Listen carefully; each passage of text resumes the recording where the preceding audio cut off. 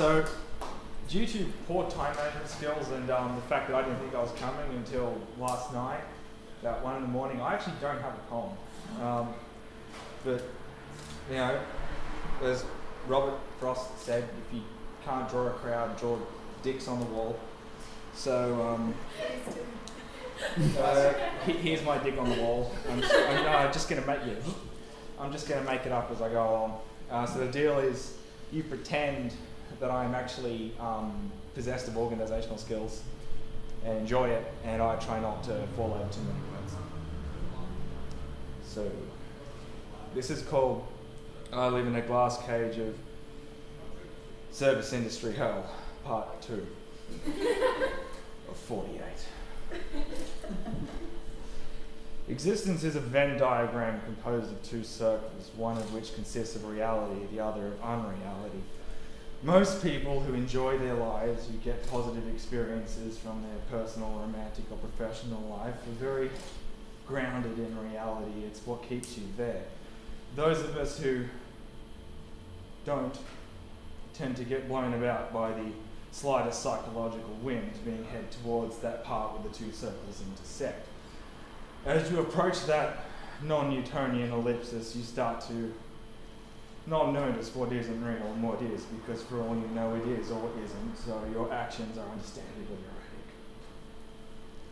Unfortunately, I work in the cinema.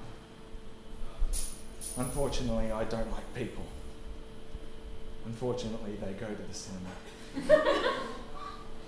So I spend most of my time furiously unicycling along the precipice between reality and unreality, not sure exactly what's going to happen next.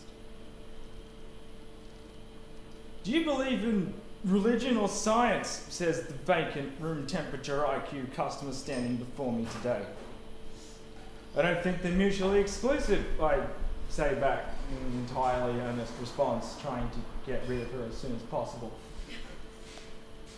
She leans in close and says, I'm glad I got your opinion. I noticed the cross dangling down from her neck and the Jesus for Life band around her wrist. Can I get your number now? Shit. I realised all too late. This Jesus freak is hitting on me. I need an out.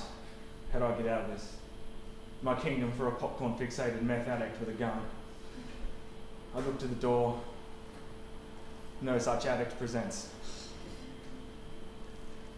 Luckily, a stiff breeze blows me towards the ellipsis, and someone I like to call the other guy, who resides only in unreality, starts to take over. He gives me an out, and I take it. I lean in just as close and say, only if you have my baby too. Desired effect is achieved. I'm out.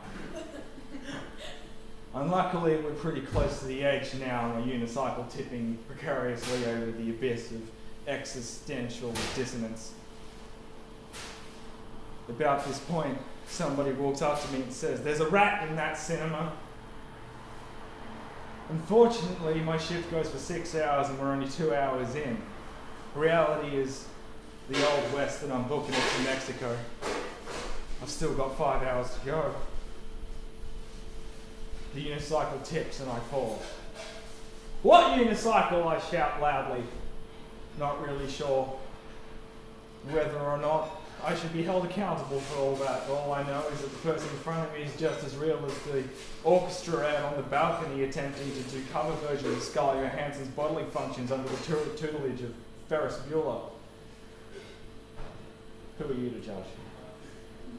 I say, that's a cinema rat, plunging deep, deep into the unreality that I flirt with every day. Cinema rat, she says, and yes, you can train rats to pick up differences in sound and light. Whenever we get a new film in, we teach them what's normal. So they run along and stick their head out of the floor and check. If it's not what they're trained to recognise, they ring a little bell and the projectionist goes and takes a look. The dim light flickers behind her eyes. I'm not sure if that's intelligence or just background lighting conditions. Really? She says, yes. That was the staff member you saw. His name is Gertrude. She continues to stare at me for some time, not sure whether or not I'm telling the truth. To be honest, I'm not sure if I am either. For all I know, that rat is trained is called Gertrude, is on the payroll. Ringing that bell gets him his $15.50 an hour. But that's not what I'm here for. I'm here to terrorise customers, because that's how you maintain your sanity, or what's left of it. She proceeds to ask me where the bathrooms are, as though I should know. I just try to figure out whether I should help her. What cinema did you come out of? An Adam Sandler film. Fuck him, says the other guy. I strike a dramatic pose and cry out, only if you answer me these questions 3. Question the first. She's already left. And once again, I flat out refuse to do what I'm paid to. I'm called to the manager's office. For all I know, that's not real either.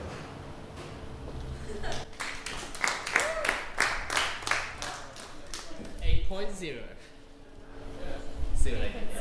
8.9. Was that an 89? Draw a smiley face, like a really bad one. I was going for sunglasses, but that's not